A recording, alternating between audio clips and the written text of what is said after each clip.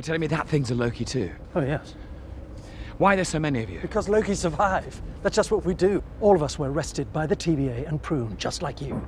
And just like you're doing right now, we all stood around making bad plans that went nowhere. Oh, hi, how are you? I'm doing great, Richard. This is such a thrill to meet you. I've been a lifelong fan, and I can't be more excited to talk to you about Loki. This is awesome. Thank you very, very much. And I see you've come partially dressed. Yes. I have to match the color. Even though I'm blue-green colorblind, my friends have coordinated me today. So Good. Well, Richard, you posted on your Twitter, which I follow with great pleasure, that your late father would have had a good laugh seeing you in Loki costume. Why would you think that? Yeah, because, I was 24 years old and, just starting out my career, and he died at 53. And just, shortly before that, he said, do you really think you can make a living? And do you want to be in makeup and tights for the rest of your life?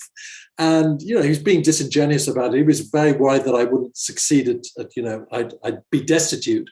So I said, well, the majority of parts for actors are not in tights, and you don't really have to wear a lot of makeup these days.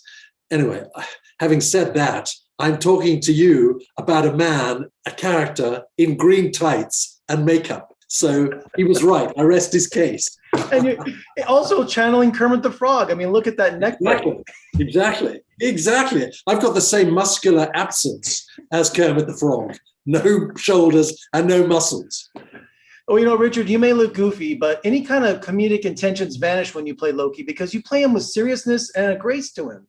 Oh, thank you. Well, the clue, Jeffrey, into this was that whereas Tom Hiddleston, I know, is, quintessentially God of Mischief Loki, when I saw the description where classic Loki is describing his past, his backstory, and he says, he is the god of outcasts. I thought, well, that was it. He's a man who spent all this time alone on these planets. He's willing to give himself up to the TVA, willing to sacrifice himself to Asgard, make the final sacrifice.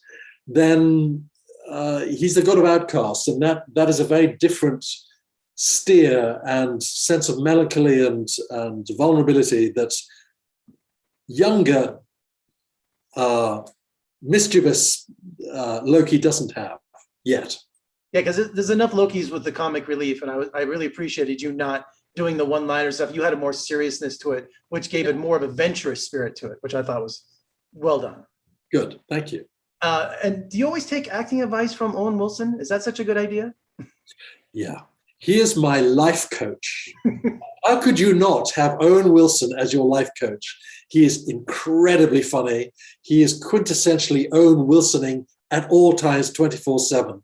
So, to have that guy on your side, you can't ask for more to go into battle than to have Owen Wilson there. I loved him.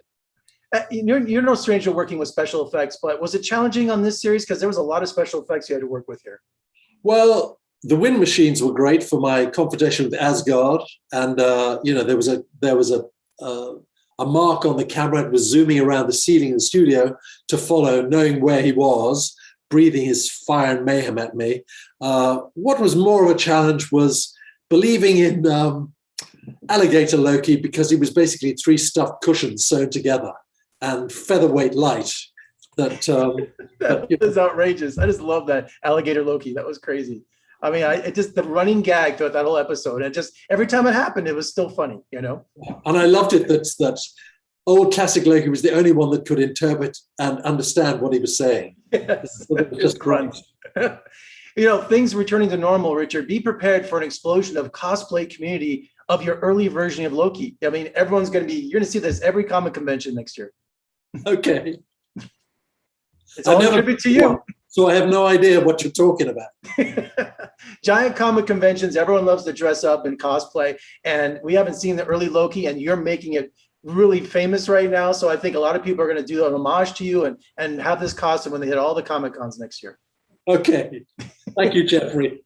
And they're wrapping me up here, Richard, but I had to tell you how much growing up Warlock meant to me. That was just my in high school growing up, and also going to film school with Nail and I is one of the greatest screenplays ever written.